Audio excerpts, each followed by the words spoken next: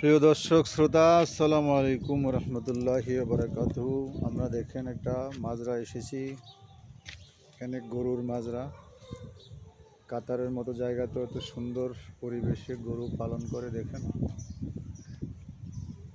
খুবই সুন্দর জায়গা, একেবারে পরিষ্কার করে রাখা হয়েছে। এদেরকে ড্রামে করে পানি দেওয়া হয়েছে। আমাদের দেশের মতো ভাতের মান নাই তো, হ্যাঁ। এখানে অনেকগুলো গরু, খুবই সুন্দর।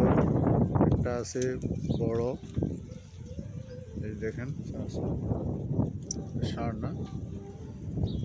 এটা আমাদের দেশে হলে কমপক্ষে 3 লাখ টাকা লাগবে না বেশি, বেশি হবে। তো আপনারা আমাদের দেশে যারা গরু পালন করেন, অনেক সময় দেখা যাচ্ছে যে গরু ঘরের মধ্যে স্যাঁতস্যাঁতে অবস্থা। ঠিকমতো গরুর গোবর, গরু যে মানে প্রস্রাব করে, ওগুলি ঠিকমতো পরিষ্কার করা হয় না, যার কারণে গরুরে বিভিন্ন রোগে আক্রমণ করে।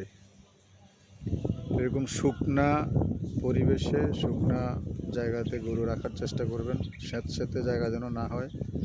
এবং গরু যখন পায়খানা পেশাব করে, সাথে সাথে এগুলিকে পরিষ্কার করে গরুর জন্য স্বাস্থ্যসম্মত পরিবেশ করে রাখবেন, যেহেতু তাদেরকে মশা মাছি এবং রোগ ব্যারাম আক্রমণ করতে না পারে। তাহলে আপনারা গরু পালন করে লাভবান হবেন। ঠিক আছে, দেখতে পাচ্ছেন ষাঁড়টা অনেক সুন্দর। আমাদের দেশে 3 থেকে 5 লক্ষ টাকা লাগবে এটা, ঠিক আছে।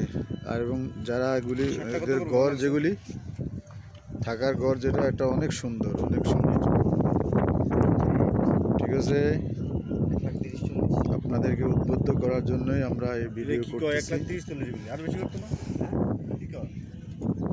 শুকনা জায়গাতে সুন্দর পরিবেশে রাখবেন, গরু পায়খানা পেশাবগুলো পরিষ্কার করবেন সাথে সাথে, ঠিক আছে।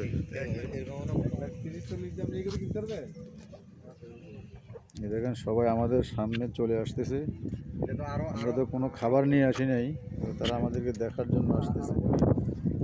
এখানে তো সবসময় মানুষ দেখে না।